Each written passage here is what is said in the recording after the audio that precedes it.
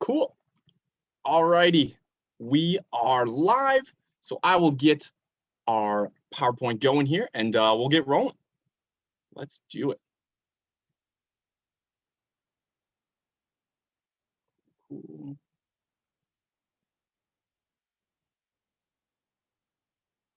There we go. Awesome. All righty, everybody. Thank you so much for joining us today. This is the student chapter of the Wildlife Society's general member meeting. We have a great one for you today, so appreciate you being here. So without further ado, let's get right into it. There are some projects going out this spring, so if you guys want to be a part of that, get some volunteer experience, you guys can, you have to pay dues. So we have $5 for the semester or $8 for the year. You can pay that online through our PayPal, highlighted there, or at my office hour on Mondays from 11 to noon. But if you are using PayPal, make sure you use friends and family and make sure to put your name in the notes section. All righty. We got a couple other things other than dues, so you can go out on projects. We have just a general membership form, which you can fill out even if you're not going on projects. Just give us a good idea who's coming to meetings, who's a member. And then dues, like Nate said, and then also hold harmless forms. I sent those out at the beginning of the semester. If you need a copy, just shoot me an email and I can send you the form. And if you're not getting emails from us, you totally should be, because they're great. There's all sorts of fun volunteer opportunities and job announcements and all that kind of stuff. But to join our email list, you can join us on Spin, and then you'll automatically be added. Awesome. Thank you, Melinda. Lizzie. All right, guys, our conservation topic this week is about how bog turtles are super bogged down. So I don't know, I've never heard of bog turtles before I read this article, but they're the smallest turtle in the US. They're only like 3 to 4 inches, you know, they're really teeny, so pretty cute. You can see on the photo, there's like an adult bog turtle in someone's hand. Like that's how big they get. But these guys inhabit mountain bogs in the Appalachian valleys. So kind of like Virginia, Maryland, like that kind of area. But a lot of their bog habitat has been drained for agriculture and development. So it's kind of interesting. They're listed as threatened on the Endangered Species Act, but critically endangered on the IUCN Red List. So, you know, whatever their status, they're in trouble. The estimates, I think, were between 2,500 individuals and 10,000. So kind of a range. We don't really know how their populations are actually doing, but they're in trouble. So biologists noticed in one of the populations, or a couple of the populations, that there's just a really bad recruitment rate. There was lots of older adults, and the adults were dying off, and then just no juveniles to replace them. So what they did was they radio tracked pregnant bog turtles and followed them until they found where they laid their nests. So then they set up trail cameras around the nests and monitored like how many eggs were laid and like the size of the eggs and that kind of stuff. And they found that the biggest issue with recruitment was that there's so much egg predation happening in some of the populations. And in the populations that did have good recruitment, those nests were not being predated as much. So the main culprits were raccoons, skunks, opossums, and even a few mice and shrews, which is kind of interesting. So they actually used this research right away and put it into effect by setting up like cages around the nests to protect them from predators. They also used like electric fences around good nesting habitat so that predators would be less likely to enter that area. And then one of the biggest things is just preserving that like quality nesting habitat, so bog turtles don't have to nest in areas where their eggs are going to be predated. So with that, we can move on to our quiz bowl. All right, folks. What is the oldest documented bog turtle? How old was it? And also, what is the largest recorded bog turtle? I want to see what you guys think.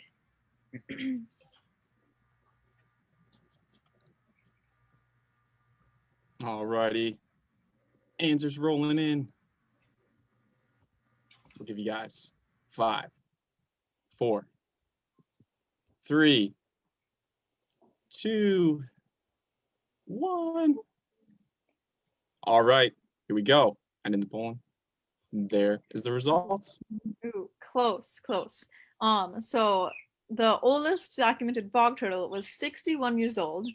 These tiny little buggers can live that long, which is just mind-boggling. And the largest recorded bog turtle was a whopping 4.5 inches. Like, whoa, I mean, that's like Galapagos Taurus size, right? Yeah, they're very cute. Just look up pictures of them. Awesome. All right, and our mystery species this week, sticking with the turtle theme. Can anyone guess what this guy is? This beautiful face. Yep, Everly got it. It is a Mata Mata turtle. Awesome. Oh. Mata Mata translates to kill kill. And I think it translates to kill kill in Spanish, but don't quote me on that. But they're native to South America. And they can reach, unlike our bog turtle friends, they can reach 1.5 feet long, so quite a bit bigger. Their head, that lovely, beautiful head that they have, mimics the leaves and kind of debris on the bottom of rivers, so that they'll just like sit in place and blend in. And that weird nose that they have acts as a snorkel. So they have this really long neck that they'll like stick up to the top of the water and just like use their little snorkel to breathe out of. And despite being a turtle, they're actually not very good at swimming, because their whole strategy is to just sit there and wait for the food to come to them. So as soon as like a little fish or something swims by, they'll open their mouth and it sucks in their prey, and then they'll just swallow it whole. So it's similar to what snapping turtles do. But yeah. And we still have buttons for sale. I'm sure Nate's office hour has been flooded constantly. But his office hour is 1 to noon on Mondays in TNR 359A. And there's 3 types of buttons available: the lovely Hinkstrom buttons, and also there's still some Sartini buttons and Dubé buttons available. And that's $1 each. Awesome. Thank you so much, Lizzie. Nathan. All right, guys, our mystery spot or wildlife member of the week, or last week, I should say, is Amber. And Amber, as you can see, has done a lot of cool stuff. I have the Bob Ross for the deer because Amber has actually worked with CWD, and I rhymed, and I thought that was nifty. But Amber, if you're on the line, do you want to talk to us about either the CWD or this owl that looks like it got hit in the face? I'm curious about that personally. Yeah, so that's Sai. She's one of the owls at the Wildlife Discovery Center, and she got hit by a car, so a very common raptor thing. And yeah, I work with CWD and how composting deactivates the prions. So if you're interested, Research Symposium, it's going to be on there. Go check it out along with all the other Wildlife Society members. Wow, that is one way to plug it. That's great. Now, Nate, if you want to click your button, I think there's a couple more skills that I want to show off. Push that out of the way. I see we got her in a skid steer. And you also said you know how to plow. And is that plow a field, or is it plow like you're going to drive? Snow plow. Okay, snow plow. Okay, that's cooler because that's impossible. Yeah. But that's pretty neat. I've only driven in a skid steer a couple times, and it's hard, and snow plowing is even harder. You got to look out for those mailboxes. But you definitely should add Amber. I'm putting it in the group chat. Add her on Instagram. Be cool. She probably add you back. Who knows? But if you want to get mystery spot wildlife member of the week, you got to get those answers in. Awesome. Thank you, Nathan, and thank you, Amber, for being a super cool, awesome member. Hello, everyone. So the Tide Student Working Group, our first meeting is actually tonight, right after the meeting at 6 p.m. There is a separate Zoom link. We'll send it in the chat at the end of this meeting. And Nate also put it in the email that you got earlier today. So if you want to join, we would love to have you. Open to anyone. Melinda, do you want to add anything about our meeting tonight? We're just going to be going over our ideas for what we want to see out of this in the future, and we'll have some room for questions and comments. So if you have any input, we would love to hear it. So please come join us. It'll be fun. Awesome. Thank you guys so much. Super unique opportunity, guys. This is super cool. So hope to see you after the meeting at this meeting. All righty, moving on. Brylan. So registration is still open for the annual Wisconsin Prairie Chicken Festival. Everything is online, but there's many ways you can enjoy this festival. There will be presentations by experts, and one of these presentations also features the Adopt Wildlife Area wildlife video. Many, if not all of these events are free to view both synchronously and asynchronously, and donations are appreciated. I believe the official Prairie Chicken Festival is occurring next week, starting Monday and ending on Saturday. So you can register for this event on their Showtix website, and you can find more information about it on their Facebook page. Awesome. Thank you so much, Brylan. Danny. Yeah, hi everyone. So I was really happy that Lizzie made a turtle our mystery wildlife species, but we do have some great opportunities for internships. If you're a captive miner, this works perfect for you, especially if you live in the Stevens Point area. So the Herpetology Society has 2 labs. You guys have probably seen the vivarium, but we also have one up on the 4th floor of the TNR where we have a bunch of aquatic species, and you are able to work there if you so desire.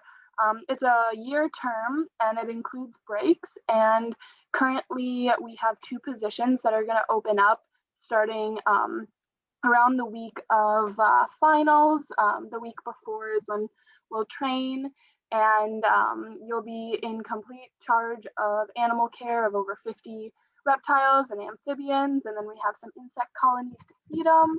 So if you have any questions or would like to apply, you can reach out to me, or Sandy LeVake is our supervisor. So her email is right there. If you would like an application, please email her. And yeah, there's that. Awesome. Thanks so much, Danny. Woodpecker Project. I didn't see Emily or Great here, so I guess I can sauce something together. So the Woodpecker Project is currently taking applications. We want to encourage freshmen and sophomores, and with this project, we trap, process, handle, and ban downies, haries, and red-bellied woodpeckers, and also white-breasted nuthatches. And this project takes place from Friday evening to Sunday evening between the months of February to like middle of March, spring break. And it takes place at Sandhill Wildlife Area, which is about an hour away from Stevens Point. And I will send out those applications after the meeting and email those back to Grant and Emily.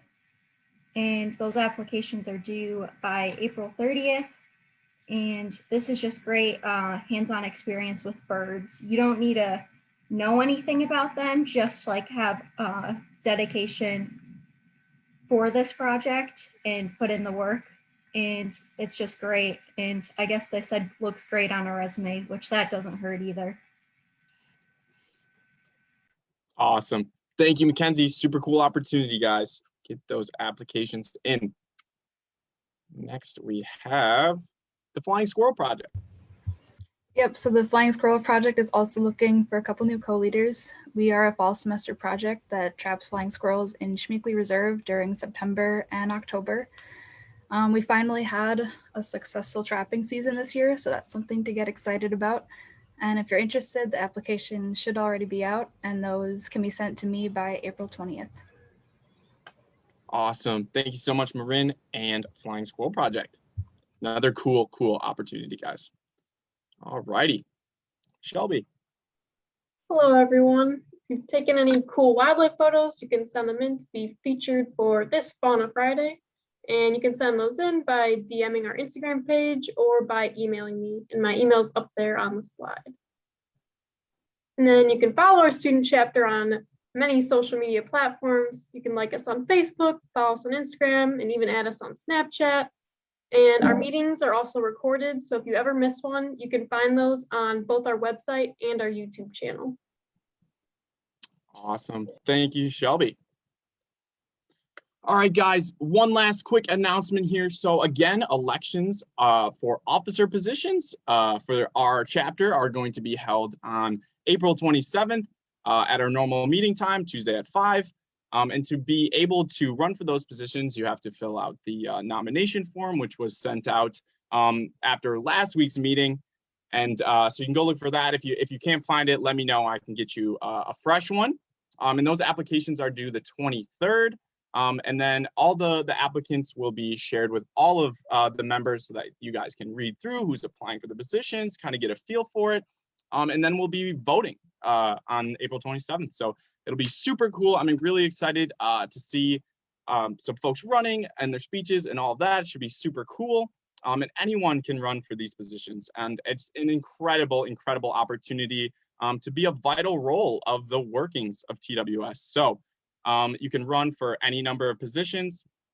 And it's just an awesome, awesome opportunity. So if you guys have any questions about how elections would run, or any questions about any of that stuff, you guys can reach out to me or any of the officers. And make sure to reach out to those officers and ask them about their positions. See how they felt about it. See if they can help you kind of understand what would be needed of you in that position. So it's going to be held over Zoom, and the polls will be utilized to collect those votes when we do voting. So April 27th, important date. That's when elections are going to be. April 23rd, applications are due. So hop on that. So that does it for announcements, guys. Next week, we have Hannah White, who is a wildlife biologist with the U.S. Fish and Wildlife Service in Alaska. And she's going to be talking about some of her work with the inventory and monitoring system up in Alaska. So should be a super amazing talk. She's a TWS alum as well. So happy to have her back. But without further ado, tonight we have Lizzie Condon here from the International Crane Foundation, and she is a whooping crane outreach specialist. So I will not take any more of your time, Lizzie. The rest is yours. All right, I'm going to share my screen. So can you see my presentation? Yeah, it looks great. Okay, great. I'm going to try to wrap it up before 6 because I want everyone to be able to make it to that TIDE meeting. So I might be cutting out some things. We'll see how it goes. But anyways, yeah. Thank you, Nate. Hi, everybody. I'm Lizzie. I work for the International Crane Foundation, and I do whooping crane outreach. I'm going to give you a little bit of background on the International Crane Foundation. I don't know if I can see, maybe if you're like, have you heard of us, or have you, yeah, can you like raise your hand or something like that? I'm seeing nods, and I'm also seeing some head shaking. So this is our mission. We work worldwide to conserve cranes and the ecosystems, watersheds, and flyways on which they depend. We are based in Baraboo, Wisconsin. I'm going to give you some more information about that later. There are 15 species of cranes. They're one of the most endangered families of birds in the world. Here's another kind of grid of all of the different crane species. Now, 11 out of the 15 are considered threatened or endangered. So these ones that are left are the ones that are considered threatened or endangered. In the 1970s, two PhD students at Cornell University, George Archibald and Ron Sowie. Let me see if I can get my laser pointer. This is George and this is Ron. They were both doing PhDs on different aspects of crane biology at Cornell University. And they got to talking and realized that there was no organization that was dedicated to conserving the crane species. And so they decided to start one. Ron is from Baraboo, so long story short, that's how we ended up in Baraboo, and we stayed because we like it. I'm going to give you some more in-depth background on this species here, the whooping crane. You would have been really lucky to have seen a whooping crane before. They're the rarest of all the crane species. They are here in Wisconsin. I'll show you this green here is what we believe is the historic range of this species. And so they, hi, sorry, my dog wants attention.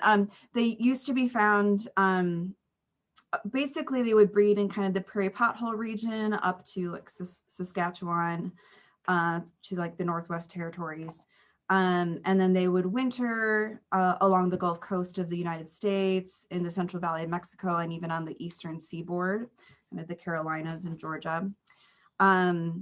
We don't know historically how many whooping cranes there used to be because nobody was keeping really great records. But I've seen estimates of between 3,000 and 10,000. That's prior to European colonization of North America. They were always less abundant than sandhill cranes. So there was never a time when you would go out into Wisconsin and see thousands and thousands of whooping cranes at once. They were always much more rare than sandhill cranes.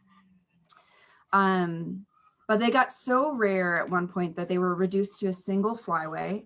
And that's this red oval here.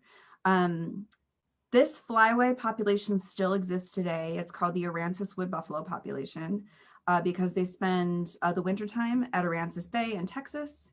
And so almost all of them have left Aransas Bay in Texas now. They're heading north to Wood Buffalo National Park in Canada. So this population was surveyed in 1942 and scientists could only find 15 individuals. And so the entire global population of the species probably dipped down below 30 individuals in the 1940s and again in the 1950s. I'll give you guys a minute. Can anybody type into the chat? What are some factors that you think caused the near extinction of this species? I'm not even sure if I can view the chat while I'm presenting. Nate, are you seeing? Oh, wait. I don't know if I can view it. Oh, there. I can read them to you Okay, if you no, I can need. see it. Habitat loss. Okay, perfect. Yeah. Technology. I got a lot of windows going on. Okay, so I see habitat loss, predation of eggs. Okay, so we say that, yeah, there were two main factors. One was habitat. This is a very wetland dependent species and many wetlands were drained mostly for agriculture. And so lots of wetland species suffered, but especially ones like whooping cranes that depended on large unfragmented wetlands. And then unregulated hunting. And so you probably know that hunters are today our #1 conservation advocates, but really prior to like the 1900s, hunting was unregulated and we didn't really understand that wildlife was a finite resource. And so whooping cranes were hunted for many different reasons. There was a commercial market for feathers, museum collecting, and then sustenance, trophy hunting, things like that.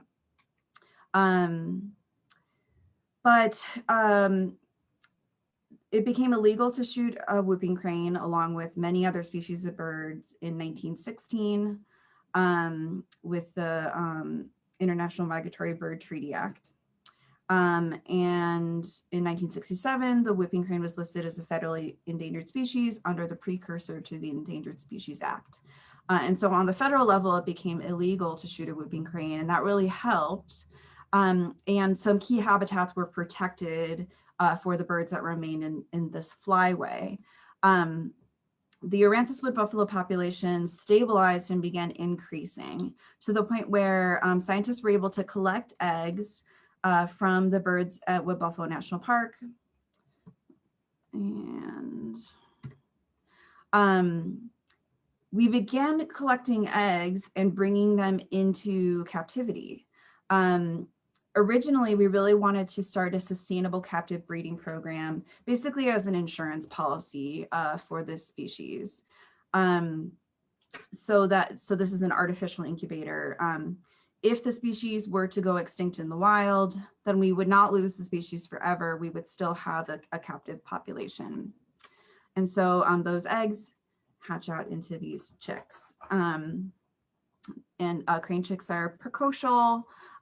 They can walk around pretty soon after they hatch. They're very cute.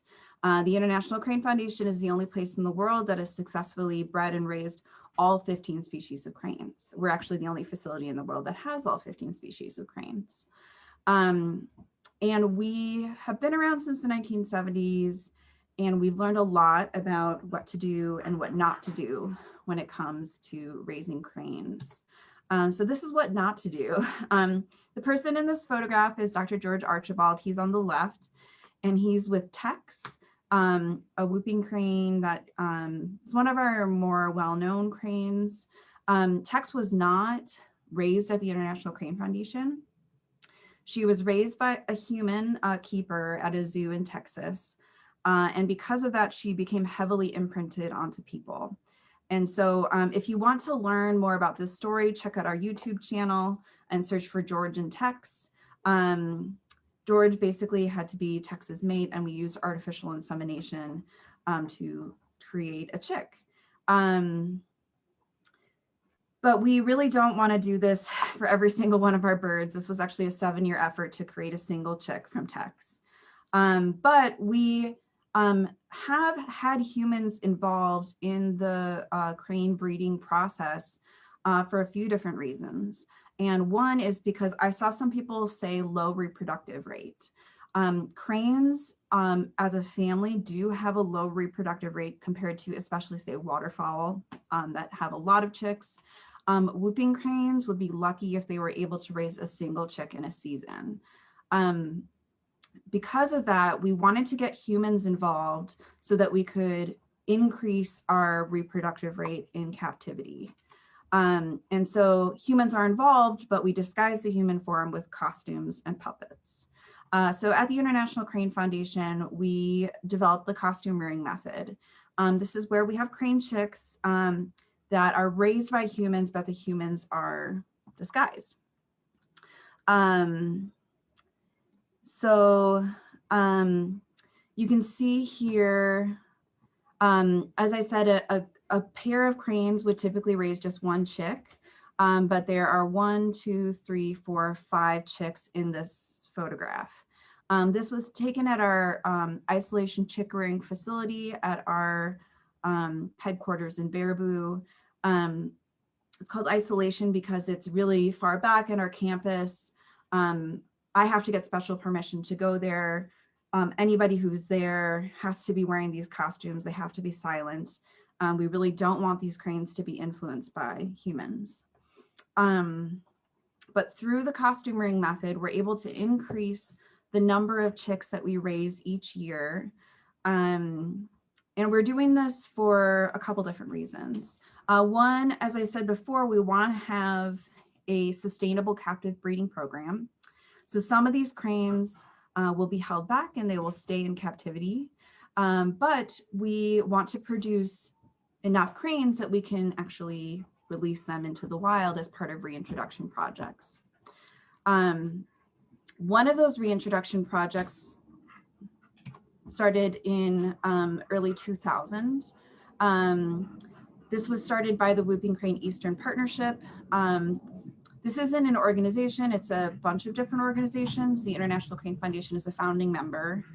The goal of this partnership is to have a sustainable wild population of whooping cranes that migrates east of the Mississippi River. And so we had a way to raise our cranes, and the costume rearing method works in that the cranes are properly imprinted. We can release them into the wild and they seek each other out as mates. But we ran into a problem. So we started this to release birds into the wild in 2001. And we could release them into the wild and we wanted them to migrate to Florida. But one of the quirky things, I guess, about cranes is that they have to be taught their first migration.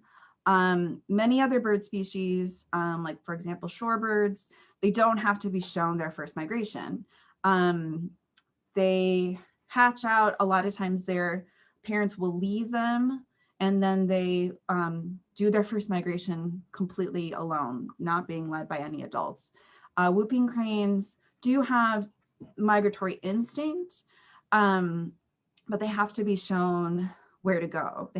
So we didn't have cranes that knew that desired migration route to start with. And so another nonprofit organization called Operation Migration has volunteer pilots. They stepped in to teach these whooping crane chicks their first migration. So before these chicks even knew how to fly, even learn how to fly, they would follow this ultralight aircraft around a track.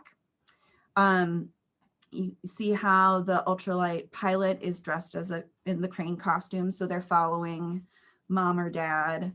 And then they did training flights until they eventually learned the migration route. This is roughly the migration path that the ultralight took.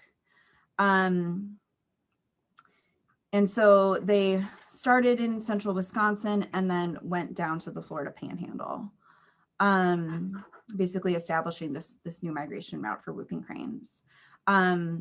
This was a really incredible effort, and we're so grateful to Operation Migration for doing this. But it's not a natural way for cranes to learn how to migrate. It was necessary to start this new migration route. But yeah, for a lot of different reasons, we very early on started to do a different release method called direct autumn release. This is where, so these are young whooping cranes. You'll notice that they have cinnamon coloration until they're about a year of age. They're still raised with costumes, but they are released into the wild without learning how to follow an ultralight aircraft. They're released into the wild and they're socialized with adult whooping cranes in Wisconsin, many of which learned the migration route from that ultralight aircraft. So these are some adults. They're white. This pair is doing a unison call, so they're whooping. This is where whooping cranes get their name from. Their whooping call. Cranes are not sexually dimorphic, except you can tell from behaviors, and males do tend to be a little bit bigger, but you can tell from behaviors, this male is dropping his wings down and his beak is slightly higher, and they have different voices. And this is something they're doing that's kind of territorial. They might be telling these juveniles that they're not quite sure about them. Cranes, as a rule, are pretty territorial and aggressive. But during migration, they do group up. And so these young cranes learn the migration route from the adults. So through the establishment of this migration route, we now have the eastern migratory population here. The eastern migratory population spends the summertime in Wisconsin. I'll get a little more specific about where later on. And then they migrate to the southeastern United States. Less than 10, maybe less than 5% of them actually go all the way down to Florida. They are stopping short. Alabama and Indiana are two of the major wintering areas for cranes, but they really could be anywhere between like Illinois and Florida during the wintering season. The Aransas wood buffalo population is still here. I'll show you those numbers in a bit. We also have established another reintroduced population called the Louisiana non-migratory population. And I'm actually starting a new project in Louisiana related to that. So here are those numbers I promised. There's 808 whooping cranes in the world, or that's our estimate. That includes about 500 of them that are in the Aransas wood buffalo population. That is the only wild population that is self-sustaining. It's growing at about 4% per year. We also have about 138 cranes in captivity. The International Crane Foundation is the largest captive facility for whooping cranes. And then in the eastern migratory population, there are about 80 birds, which is I'm going to show you some graphs, but they're actually decreasing.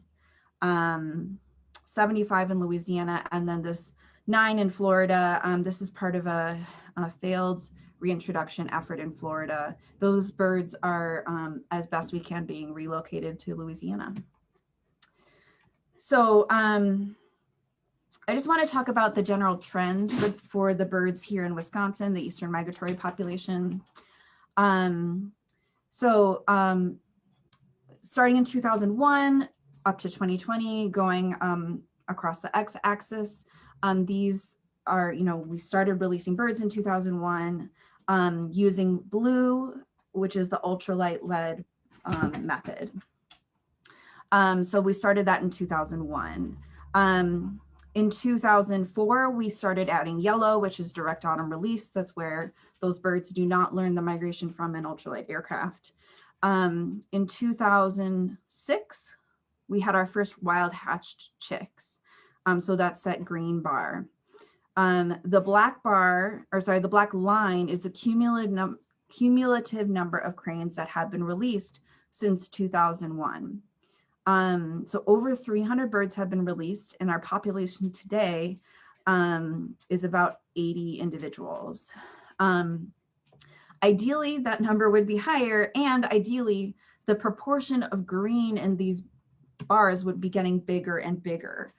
It is getting a little bit bigger, but we want it to be a lot bigger than it is. So this gives you some clues about what is going on in the eastern migratory population. I'm going to show you another graph. I'm sorry, Nate, if there's I don't see the chat, so if there's, you can interrupt me if there's questions.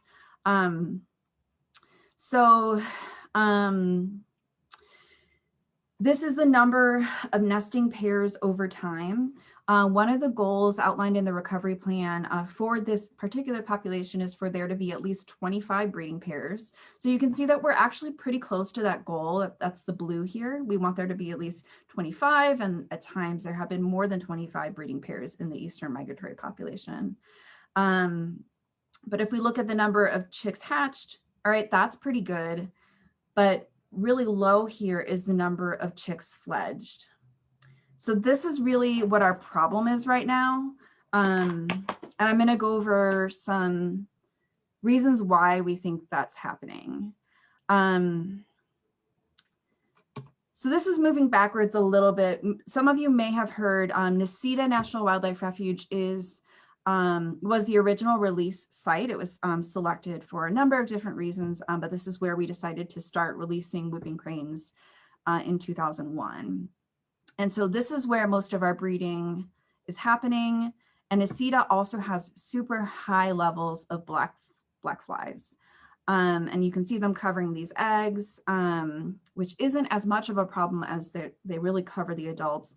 And they cause the adults to abandon their nests because the peak of black fly hatch coincides with when the cranes are typically incubating their eggs.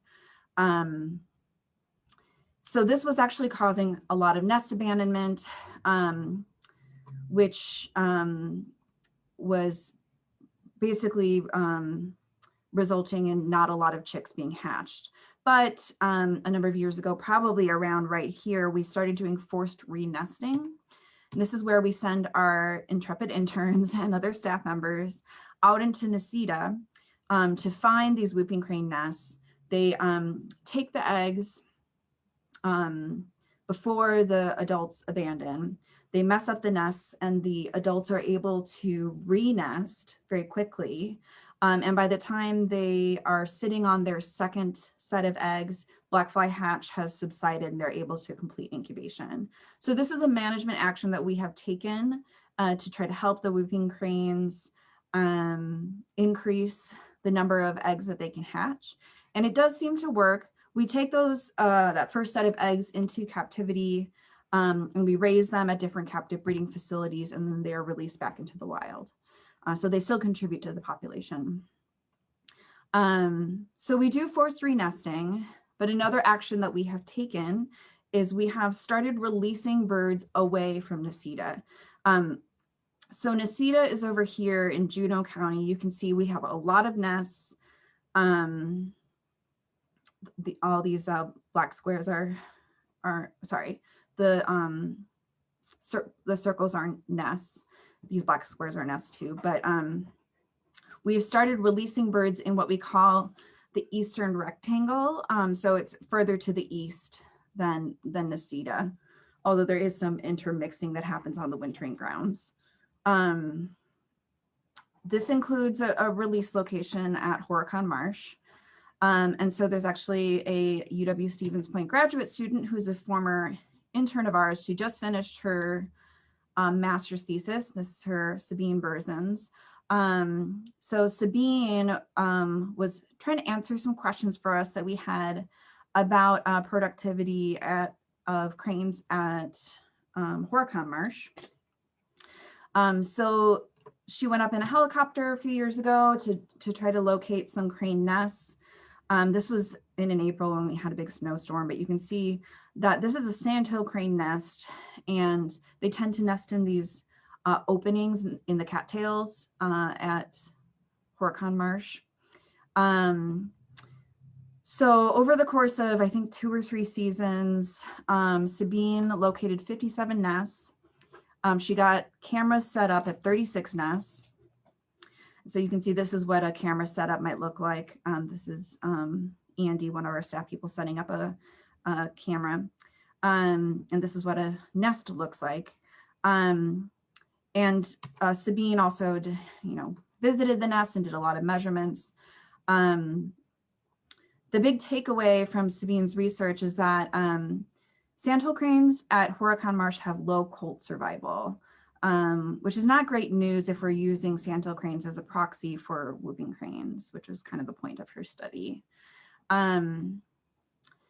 Because we wanted to know more about this because this is where our current hurdle is for this population. This is a photo taken in June a couple years ago of 2 whooping cranes and 2 chicks. And I think less than a week later, these 2 chicks were gone. They were dead. So here's another, this is from a plane. This is a whooping crane with 2 chicks. And then again, both of these chicks did not survive.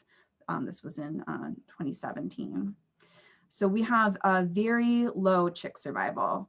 I guess if I were to go back to that other graph with all those lines on it, you would see that we're lucky if we have 2 whooping crane chicks in Wisconsin that make it to fledging each year. They're just not able to replace themselves as fast as the adults are dying, which is how you increase population. So we've taken actions to try to address the black fly problem. And now we're trying to take actions to address the chick survival problem. But we don't have a lot of data to help us make good decisions about this. In lieu of good data, we have gotten advice from other scientists who have done endangered species reintroductions. And one piece of advice that came back was that we should remove humans from the equation as much as possible. U.S. Fish and Wildlife Service has interpreted that as meaning let's get rid of costume rearing and go back to basics. So starting a few years ago, that's what we started doing. No kidding, no kidding. Okay, so so these are 2 adult whooping cranes in captivity, and you can see that they have a chick that's kind of hiding in the grass here. They're threatening the camera person.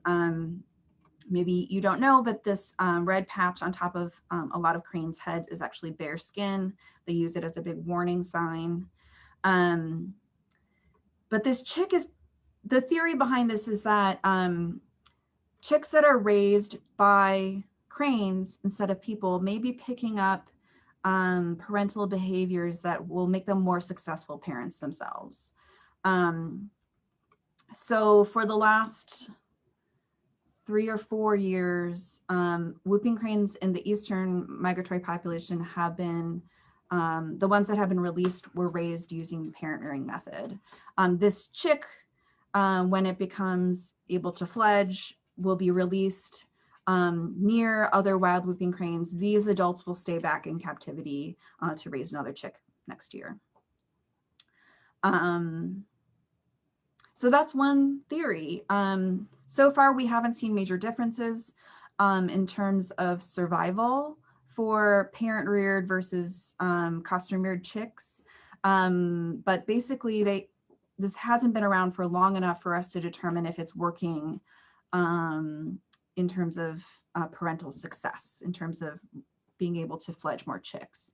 Whooping cranes reach sexual maturity at 4 or 5 years of age. And we really do not have many parent-reared birds that are old enough to be of reproductive age. We're also working with staff at NCETA to change water levels to see if there's something going on with the habitat that's causing more predation. Cranes are wading birds like herons and egrets. If a wetland unit is really deep, the wading birds are going to be confined to the edges. And so the theory was that if they're confined to the edges, then a terrestrial-based predator like a bobcat or a coyote could jump out and attack the chicks as they move along the brush. NCETA has been lowering water levels on some of the wetland units, and they found that the crane families love these units that are drained down. They're very abundant in lots of food. They can go out into the middle, but I don't know if they've really seen a lot more success with raising with a colt survival. So that's kind of my biological research update. Let's see if there's any questions going on in Zoom. You do have some questions. I can read them to you, or if you want to open them, they're there for you. Okay, I see. Wow, awesome. Sabine won best graduate student presentation. Good job, Sabine. Have there been any recent sightings of whooping cranes south of Aransas? Well, Aransas is on the bay, so south would be the ocean. The trend is that they're actually moving northeast along the shore towards Houston. So they're kind of expanding to the next northeast bay over, which is like Matagorda area. Sabine was great, yeah, okay. We're trying to reduce the black fly population to help with nesting. Some people think so. This has come up, it's a little bit contentious. There is I think there's an effective treatment for black flies that uses BT, I can't remember what it stands for. It might be botulinum toxin, I'm not sure. No, it must be something else. I think there's actually a bacteria that's used. But anyways, they have done the treatment before, I believe, but there's a lot of people who aren't comfortable with that, introducing more chemicals into this sensitive species environment. And so some people would like us to do more black fly treatment, and some people think that we should just be releasing them other places where there aren't black flies. So I don't know if that answers your question or not, but I think for now we're not doing more treatment to reduce the black flies. Did I miss anything else? So there was 2 questions. The first one, I believe, started with Chloe, and then Jason Riddle followed. And I believe those are the ones you haven't seen yet. Oh, I don't see that. Chloe,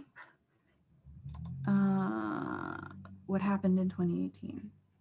She was referring to the graph that you had. There was a nice dip in your graph a few slides back. I don't know what happened in 2018. I don't know if I'd be able to answer that. It would just be speculation on my part. Hi, Lucy. I don't know what happened that year. I don't remember. I'm sorry. And what's the next question? More checks for captive parental cranes. Yeah, so we have talked about twinning with adult captive cranes, but they've tried to do that in the past and haven't had a lot of success. Basically, one chick didn't survive. And you know, that just might be, that's naturally what happens with whooping cranes in the wild. We're talking about maybe trying it again and tweaking some things about their habitats and seeing if it might be more successful. But, you know, at maximum, a captive pair of whooping cranes would raise 2 chicks. We wouldn't do more than that.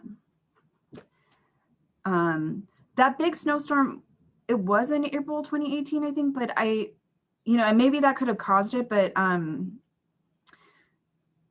I think all those birds re-nested, and it actually helped with the black fly issue, I think. But anyways, I'm going to keep going and talk about some human dimensions work that we're doing, because it might be relevant to those of you who are thinking about human dimensions of wildlife. So I do outreach, I do education. I have a background in biology and ornithology, but now I work with people. And one of the main reasons I work with people for the International Crane Foundation is because people shoot whooping cranes, unfortunately. I mentioned that it became illegal to do so in 1916, but unfortunately it continues today. I have been doing research on whooping crane shootings and what we know about them since the 1960s, when the whooping crane became federally listed. You can see that starting in the 1990s and the early 2000s, there was a lot more shooting cases that were being confirmed. This could be because the orange, gray, and blue colors represent reintroduced populations that are heavily monitored. So we could be detecting whooping crane shootings at a higher rate. At the same time, these reintroduced populations are struggling to become self-sustaining, and so removing individuals from these populations has a big impact. And it just shouldn't be happening. This is something that should be preventable. And so I've been doing some work, including some research with universities to try to figure out how we can address this issue. Just to show you where shootings have happened. This is missing 2 shootings that have happened in Canada, one in Saskatchewan and one in Ontario. But Texas and Louisiana both have somewhat high number of shootings. Louisiana has the highest number of shootings, which is especially concerning considering that they've only had whooping cranes during this study period since 2011.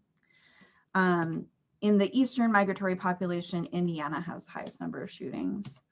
I want to leave some time for questions at the end, so I'm going to just fly through some of this. I've worked with a couple of different universities. One is Auburn University in Alabama, one is Purdue University in Indiana. We're currently going through the proposal process for another social science partner for our work in Louisiana. But the funding for this has typically come from the states. These are researchers who do human dimensions of wildlife research.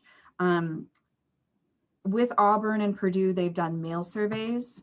And one thing that we've learned from the male surveys is that there's a pretty low knowledge about whooping cranes. So for example, people were asked to agree or disagree with these statements. Whooping cranes are the tallest bird in North America. Most people disagreed, which is wrong, or said they don't know. There was just a lot of I don't know answers. This is Dr. Linda Prokopi. So she's done a lot of research on human dimensions of wildlife and human behavior towards endangered species. And here she is gathering some information from a focus group in Indiana. And they developed a campaign based on this concept of being a crane hero that's very focused on actions that people can take. Not so much on tons of biological information about whooping cranes, but really giving people actions that they can take, and then some really basic biological information. For example, how to identify a whooping crane using the crane hero. We found that a lot of people don't know how to identify them. We also hand out you know, because they look a lot like sandhill cranes and like a lot of other birds. In a typical year pre-COVID, we hand out about 10,000 large water bird ID guides. They're large water birds, but this guide fits in your pocket. We go to gun shows, we go to community events, all kinds of places that are near whooping cranes to spread those messages that Purdue has recommended based on their social science research, and to hand out lots and lots of information. I have some more, but I'm just going to skip through.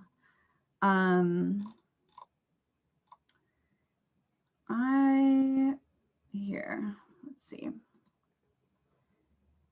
Okay, so let me move backwards a little bit. So if you want to know where whooping cranes are right now, go to this URL, whoopermap.savingcranes.org.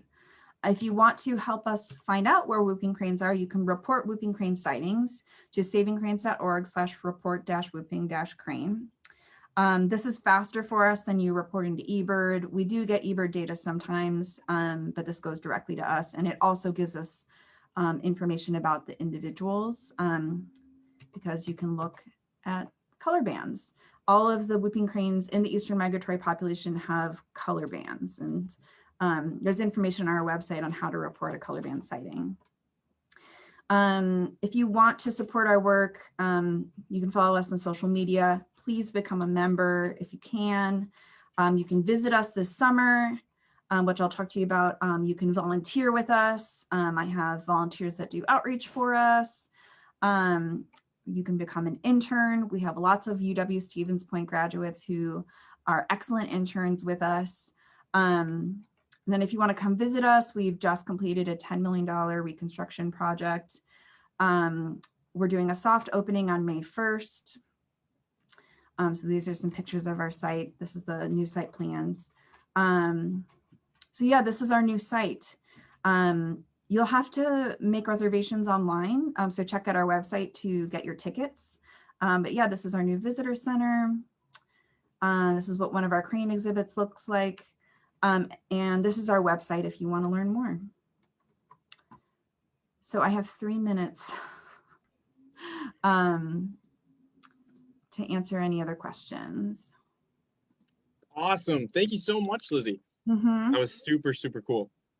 Okay, guys, as always, you guys are welcome to unmute, ask questions. Otherwise, you can put them in the chat. And there was one question that you missed back up top, and that was, is it possible that climate change could decouple the synchrony between black fly hatch and crane incubation? I think it's possible. It's also possible that it caused the coupling. So I'm not really sure. And we also think that there are some issues at Necedah in particular. Necedah has very high black fly levels, like the highest that a lot of researchers have seen anywhere. It has to do with the lack of turbidity in the Yellow River. That's due to the dams that are in the Yellow River. So they're actually causing like artificially low turbidity, which increases black fly density. So ultimately the solution could be to remove some dams. Good luck with that. I mean, I don't know if I can make it happen, but that might ultimately be the solution. And I'm sure, you know, climate change plays a role, but we're thinking it's more so the dams that are in the river. And then I see, what is the most lethal factor for young colts? That is a question that we've been trying to answer. I know that there was at UW, it wasn't at UWSP, Appleton, maybe. There's another research group at UW Oshkosh that was trying to help answer that question, and they had really low sample size. And so we put tracking devices on the adults and on chicks right before they fledge. Chicks have to grow about 5 feet over the course of 3 months. And so putting an external transmitter on a young chick is very challenging. you know, if you put it on the leg, it would kill the chick as it was growing. And so we had been working with a research group at UW-Oshkosh to try to get some subcutaneous transplants of transmitters, and also some weak point release backpacks on the chicks so that we could try to quickly recover a carcass and determine cause of death. But it's still really hard to get to the chicks in time to determine cause of death. I do think that they found that disease was a factor in a couple of them. It's also hard to determine the difference between scavengers and predation. So I want to know more about what that research found, but I think that they kind of had low sample size and have not really been able to answer that question for us, but we've been trying. And actually, one of our interns is currently applying to grad school, and the project that she is proposing is to look at predators on whooping crane colts. And so I don't know how Nikki's going to answer that question, but I hope that she can help us get to that. Nikki's from Ohio. She didn't go to UW Stevens Point, but if you're interested in wildlife research, we have a really good internship program at the International Crane Foundation.